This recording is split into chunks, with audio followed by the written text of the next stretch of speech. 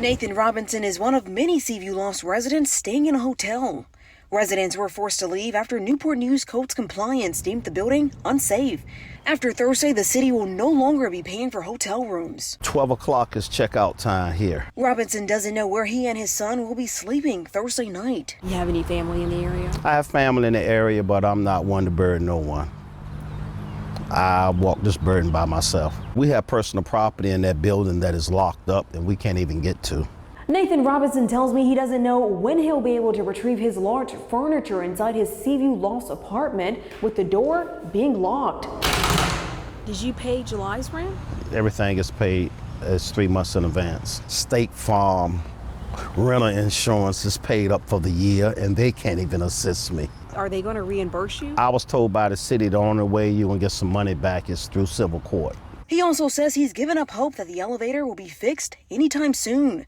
Robinson went to a housing fair hosted by the City of Newport News to identify resources for residents. Human service, moving assistant pamphlet with different companies on it that'll help you move, which I'm not interested in. I'm interested in moving back into my apartment. Basically, information that you can Google. Robinson showed us this paperwork that one Newport News apartment building gave out offering to waive processing fees for applicants who apply for housing. With the housing shortage, apartment inventory is low in Newport News. I called 4 different apartment complexes in a 5-mile radius of Seaview Lofts. None of them had any availability until late August. In Newport News, Leandra Head, News 3. The man in charge of the company that owns that building is slated to appear in court tomorrow. Last week, a judge found Ben Weinstein in contempt of court. The penalty is that the company has to reimburse the city for the hotel rooms it gave residents who were forced to evacuate. Now, we're going to be inside that courtroom for tomorrow's proceeding, and we will bring you updates. News 3 was first to break the story when it happened 2 weeks ago. Look for all the background and our extensive coverage at WTKR.com. If you haven't already, go ahead and make sure you have the News 3 app on your phone. You can get breaking alerts and up-to-the-minute details from the First Warning Weather Team. It's free to download at WTKR.com/apps. Right now, a proposal to build a permanent memorial to the victims of the 2019 mass shooting at the Virginia Beach Municipal Center is moving forward. This spot has been selected. It's on city-owned land and is right by a lake along Princess Anne Road near Nimmo Parkway. This site was picked among several other locations throughout Virginia Beach. According to one of the May 31st Memorial Committee members, this site has the necessary infrastructure to support a memorial, which makes it less expensive and could be built quicker. Now, the next steps will be to find an architect and then begin designing the actual memorial. Now, there are a lot of ideas being talked about with that. Jason Nixon, whose wife was one of the 12 killed in that shooting on May 31st, 2019, says he thinks this is a good spot for a permanent memorial. Virginia Beach needs us to heal. For me, it's to be involved in this process has really helped me out, and it's helped my family out and others. Once we have this, I can take my girls to it and show them, hey, your mom meant a lot to the city of Virginia Beach. Now, the city could move forward with an architect this fall and then recommend a final design and possible funding options in the spring. Coming up on News 3 at 10, a wish come true, where police found a family's stolen van and moving trailer. Plus, avoiding the itch, the tips and tricks to help you avoid getting bitten by mosquitoes. And we are able to catch a bit of a dry break out there right now, but we've got some more storms on the way. So when we can expect to see more of these dry breaks here and there, I'll let you know coming up.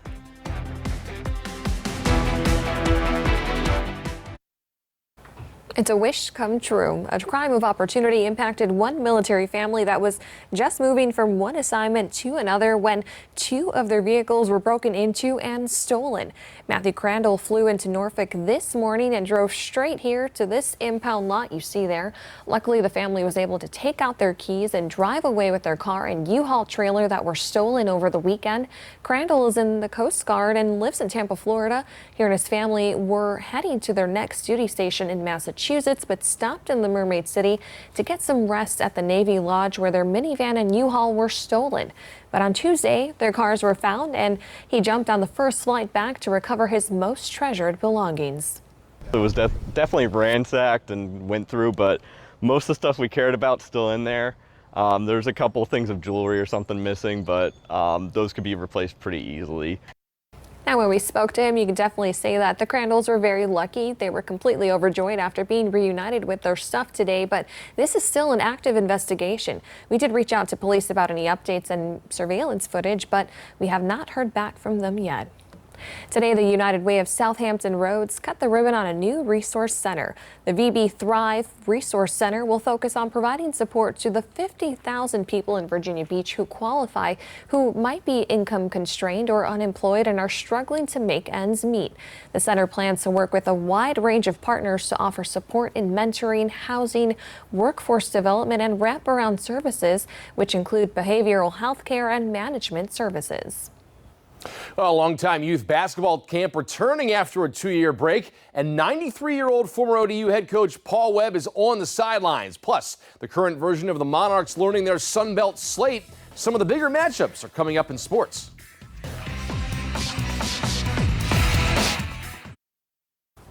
Heading outside? Well, don't be surprised if you hear that buzzing and then that itchy bite. Experts say this year's mosquito season is going to be a major buzzkill. So how can you defend yourself using just bug spray? Now, experts say there's actually quite a bit we can all do to help keep them away. It starts with what we put on in the morning. You should opt for loose-fitting, dark clothing instead of something tight that's easy to bite through. And keep in mind, the more beer you drink, the more attractive you're going to be to mosquitoes because of the yeast. And remember, scents like lavender, mint, citronella, and even basil can actually repel them. Fabric softeners also have that same component. I think bring either a fragrance to the area or especially like an oil that they are not going to do well with if they come in contact. All of these home remedies do have an impact. You've just got to have an idea of how much you're going to need to use to be able to get the effect that you want. Now, cooling agents can also help too, like eucalyptus, menthol, and toothpaste. And here's something that might actually surprise you: garlic oil. If you spray it on your plants and a mosquito eats it, experts say it will kill them. Now, the real question is, are we going to have to worry about those mosquitoes throughout the rest of the week? We're going to check in with meteorologist Christy Stewart and find out. Hey, Christy. Hey, Pari. Well, unfortunately, yeah, we have the perfect breeding grounds right now for mosquitoes. We are going to be seeing several rounds of scattered showers and storms as we head throughout really the next week or so. And any standing water, of course, mosquitoes love that. So make sure that you're dumping out any of those areas that we have that are standing still with water. So hopefully that'll help cut back on some of those mosquitoes. We do have, it looks like, a pretty decent night out there for us right now. We did have a very stormy afternoon for us.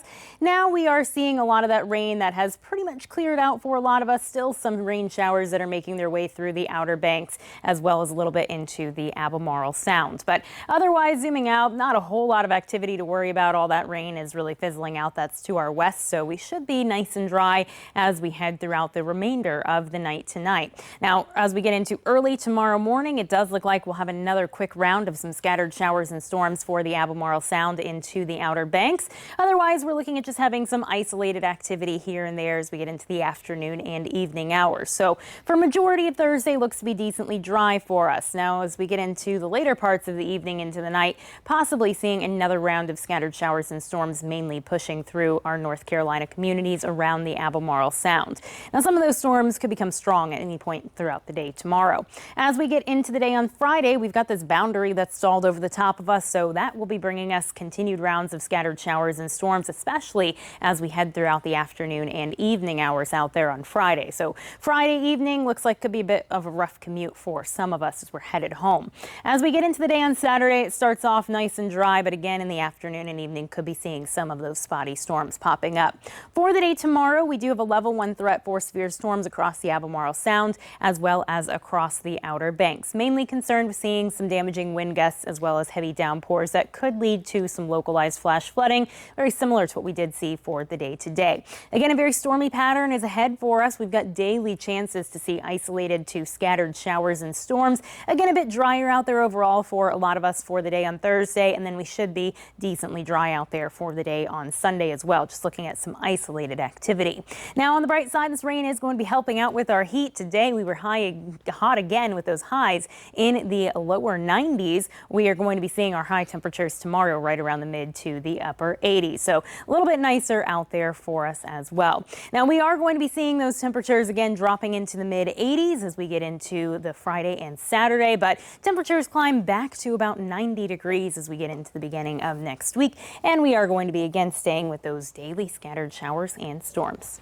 So we really need to make sure we're keeping that rain jacket, that umbrella handy, because they're scattered, so the timing could be off by a little bit. Yeah, exactly. So not a washout by any means for any of these days, but do expect here and there to come across some showers and storms. And I know you quickly mentioned the chance for flooding. When would be the best chance so that people can know to avoid certain areas that we know always flood? Yeah, I would say any of those storms that we might see developing either early in the morning or later tomorrow evening for mainly the Albemarle Sound and the Outer Banks. All right. Thank you, Christy.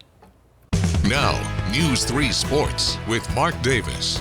Well, sure, football season has yet to arrive, but we're starting out with basketball. After some key departures, Jeff Jones retooling his roster a bit, and tonight we know what their first league schedule back in the Sun Belt will look like. An 18-game Sun Belt schedule is set for the upcoming campaign. The Monarchs' first 2 league contests will be at home. December 29th against Arkansas State, and New Year's Eve hosting Louisiana. Their in-state showdowns with James Madison February 2nd at home and 2 weeks later in Harrisonburg. ODU will face its Eastern Division opponents twice throughout the winter. That's JMU, Coastal Carolina, Appalachian State, Georgia Southern, and Marshall. Meanwhile, on the women's side, Delisha Milton-Jones and company tip off Sunbelt play with back-to-back road games at App State and James Madison. Like the men, the Lady Monarchs will play 18 conference contests. ODU coming off a trip to the WNIT last season. You can see the Old Dominion men's and women's Sunbelt schedules right now on the sports page of WTKR.com. Now, the Paul Webb basketball camp having to take the last 2 years off because of the pandemic. But this summer sees the former ODU head coach and his son, Eddie, back with a full slate. This is the 56th year the Webbs are putting on the camps, teaching kids skills, fundamentals, and most importantly, how to have fun with the game. Plenty of young players filling the gym at Corporate Landing.